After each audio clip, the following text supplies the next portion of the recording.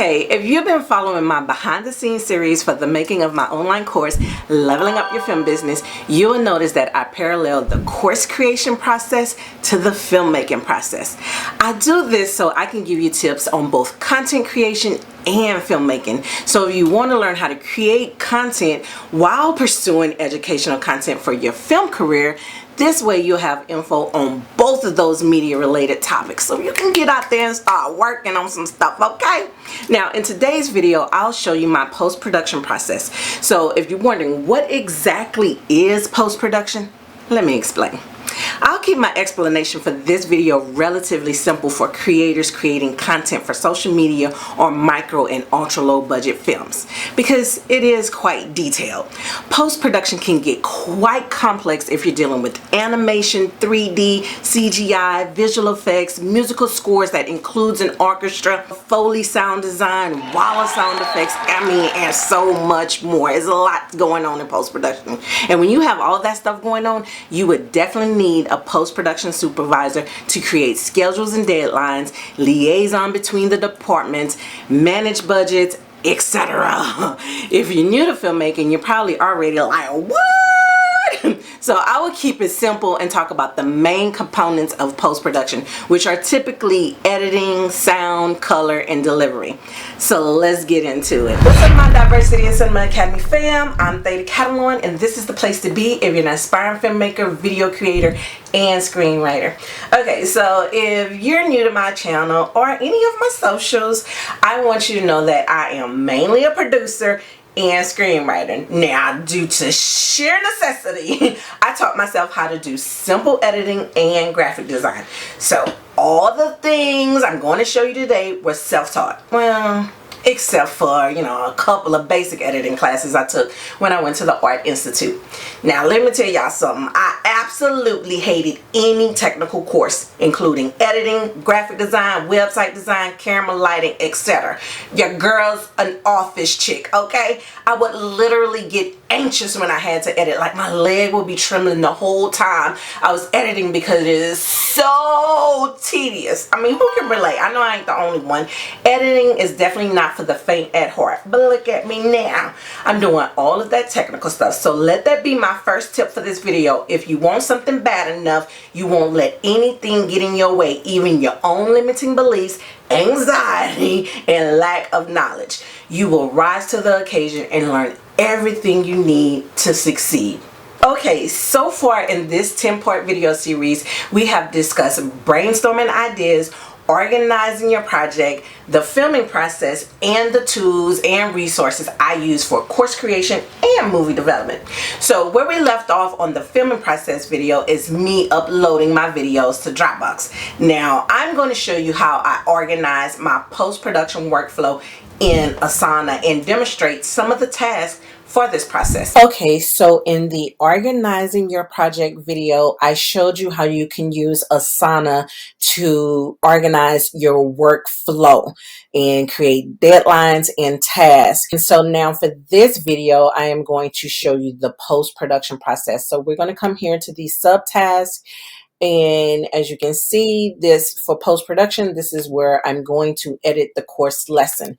So one of the first things that I do for my post-production process is create lesson slides in Canva. And I'm going to give you a brief demonstration of that.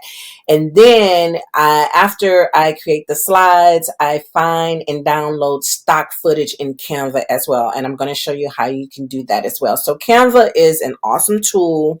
And I told you about it in the tools and resources video. So if you haven't checked that out, check that one out as well, so you can see how great this tool is, because I use it for just about everything.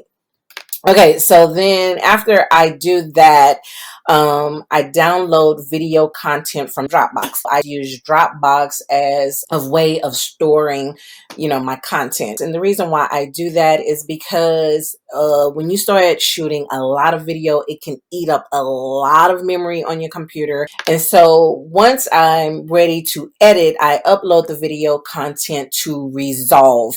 And I'm going to show you that process. And then I'm also going to take you through my video editing process, the color correction process, and then I'm going to show you how, you know, I save and deliver the project. Now, before I jump into this demonstration on a presentation, be sure to hit the subscribe button and turn on your notifications if you haven't done so yet. Also hit the like button if you love the content I am providing. It really does give me a boost in the algorithm. Okay, so now if you want to create a presentation, you can come to Canva, and you can either come here where it says presentation, or you can come here, right here where it says create design, and you can choose presentation here, and it just gives you, you know, some different templates that you can choose from. So if you want to create a blank template, you know, just from scratch, and you're super creative and you're gonna do it all on your own, you can do that. Or if you need, you know, some ideas, you know, here you see in this thing, you can click templates. And so for templates, you can type in filmmaking right there. And so say for instance, you see this one right here, you're like, man, I really like that. So all you have to do is use this template. You click on apply all 26 pages, and then boom, boom, boom, boom, they all show up down there. And then you can just change out the information on there to make it, you know, pertinent to whatever you're talking about. Okay, if you wanted to find some stock footage for any of the videos that you are creating, you can use Canva. So say for instance, right here, you can just come right here to video. It's going to be blank. If you want to find some stock footage about a businesswoman, you would just come over here to elements, and you would click that, and then in the search you would put businesswoman. Boom, there you go. And then you would come over here to videos, and then now you have all these videos of different type of business women. So you would just grab one, and then you would place it there, and then there you have it. You have some stock footage. And then if you wanted to do another one, you would just press that plus button, and then you would just grab another video. Okay, so after I created my presentation slides and found whatever video footage I'm going to use, it's time to edit. Now, quick reminder, I am not an editor, colorist, sound designer, or composer. I'm about to share some basic steps that can help you get started, especially if you want to create content for social media. My skill level is, you know, somewhere between basic and intermediate when it comes to post-production abilities. But hey, a girl is making it happen, okay? You see me. Now, for an entire feature-length film, I will not hire myself to do anything in post-production. Not at all. I will stay in my lane, which is screenwriting and producing. Okay.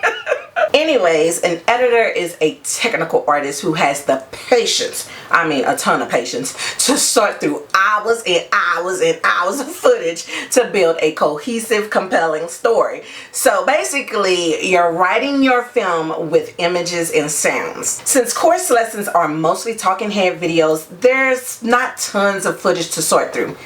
Thank you, God. Thank you. That would be so hard on me if I had to do that. However, I still aim to create a compelling piece with my slides, title fonts, transitions, and stock footage. Editing for my course is composed chiefly of cutting out my mistakes and splicing clips together. Editing is like sculpting, where you have to chisel and carve and mold your picture into shape. Now, I use DaVinci Resolve to edit my projects. It is a very robust editing software, and I'm still teaching myself how to use the program. However, as time goes by and I keep teaching myself new techniques, y'all probably will see a vast improvement in my editing style. So my first step is to organize the footage. I don't have a ton of footage, so I don't create bins. At most, I create a folder on my computer for that particular lesson. Then I place all of the assets I'm going to use in that folder, including the video clips, stock footage, and lesson slides. Next, it's time to open my editing software and create a new project. Then I name the project and save. After that, I upload the assets to the editing software on my computer. It makes it easier to access as needed during the video editing process. Now, one of the first things that I do before I even start editing is the color correction of my video. Color correction is the process of adjusting the color levels, contrast, and and exposure of your clips. Plus, making sure that the clip's color matches seamlessly through the entire film. Now, doing color correction first is most definitely not the standard order of scheduling for post-production. Still, I color first because I usually have just one video clip, 2 tops, to correct. Okay, so some post-production people probably just rolled over and lost their minds like, what? What is she doing? Yes, that's what I do. Look, I don't want to have to fix every single clip after cutting the video up into tons of clips. And yes, I know that there is a tool where you can apply the color correction to all the clips, but why do that step when I can just do it once and be done? So I make my minor corrections from the jump, then boom, I'm done. I'm out of there. I don't mess around in there too long, y'all, because I might mess something up. Okay. Honestly, there's not much color correction that needs to be done on a talking head video. Usually the most I have to do is brighten the picture if the scene is too dark, or sharpen the image if it's a little out of focus. Now, when I first started recording video, I didn't use the proper white balance on the camera, so I got this kind of, you know, like really orange looking video. So I had to adjust the color temperature as well. Now, I'm sure a colorist is looking at this saying, girl, you can do so much more. And I'm sure of it. However, your girl is taking baby steps. Work with me, okay? Now look, editing and coloring are definitely tasks that I will be outsourcing, and hopefully sooner than later. Okay, now that I'm done tinkering with the color, I start the editing process. Okay, so now I'm going to show you a couple of quick little tips for editing. So what I'm going to do is come over here to this razor blade, and I'm going to select that. And then since I've been doing this for a while, I pretty much know when I'm just messing around at the beginning of my video. As you can see, I am not doing nothing. I'm checking my makeup and all that kind of stuff. So then there you go. See, I know where I'm at. And so then I cut. Boom. So I am a person who actually still uses a mouse. I'm not a keyboard warrior, so I haven't learned that skill. So I might take longer for some of you professional editors out there. Be like, girl, what is you doing? And then I just delete the clip. Okay, so another thing that you do when you're editing, and usually you will hire a sound designer to do this, in which they will have a dialogue editor, a part of the team. They will come in and clean up the audio in your video, and I can only do minor things. Really, I can't do nothing as far as cleaning up, but I can make it sound louder or lower, because some of these videos, like say for instance, I use Vimeo record in order to do my screen shares, and that video is a lot lower than, say for instance, the video that I get from my camera. And this video that I am doing right now talking to you, I'm using my cell phone to record this, and my cell phone is a lot lower than the video from my camera. So I basically have to come over here to audio, and I just change the volume. And usually the volume that I change it to is like around 8.4 or something like that.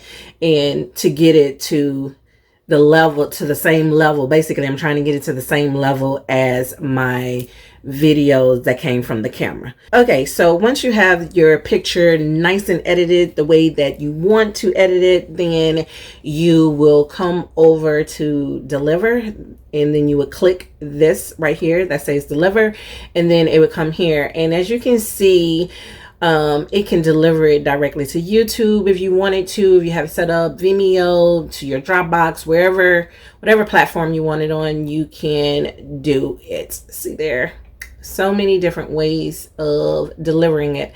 Okay, so with Thinkific, I'm gonna show you what their deliverables are.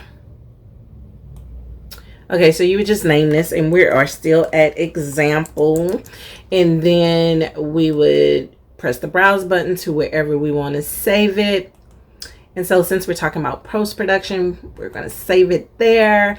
And then, you know, Thinkific, you know, it gives you all of the specs, and you would click here because we want to change it to MP4. It's already on H.264.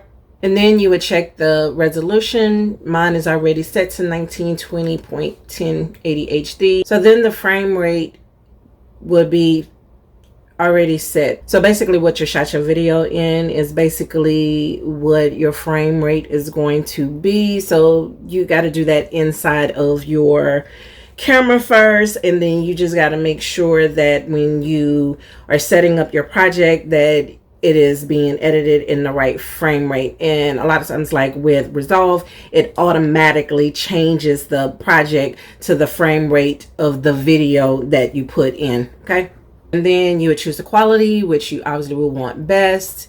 And then after you've chose that, then you just press this add to render queue, and then after you do that, you just press render all, and then it will start delivering the film, and it will make it ready for you. And depending on how large your video size is, it can take a few minutes, or it can take a couple of hours. That's pretty much it when it comes to editing. I mean, obviously I can show you guys a whole lot more, but this is not an editing video. And if you want me to show you the basics, I can show you some basic stuff. Like, so if you're still in the process of like, well, girl, you know what? I just want to get to where you at right now. Then let me know in the comments, and I can do an editing video to give you the basics of how to get started in editing. And I'm also have a link below as far as, you know, if you want to use Resolve, if you want to start learning Resolve. And let me tell you something, the best way to learn how to use this platform, and with any kind of platform, because that's what most people do, you may learn a certain way in college or whatever, or wherever you go, but people change platforms all the time. And basically you're just going to YouTube. Hello, YouTube University will show you how to edit. Okay, so that's what I do when I get hung up, and I'm slowly teaching myself some new things. Another thing that I want to teach myself is how to get more of the grain out of my video, but that's another lesson. Well, that's it for this video. Thank you so much for tuning in. Please let me know in the comment section what was your favorite part of this video. Oh, and if you made it this far and haven't hit the subscribe button, then what are you waiting for? Please do it now. And don't forget to turn on your notifications so you won't miss any of the great content I'll be providing for you. And if you missed the 6 ways to break into the film industry video, check it out now.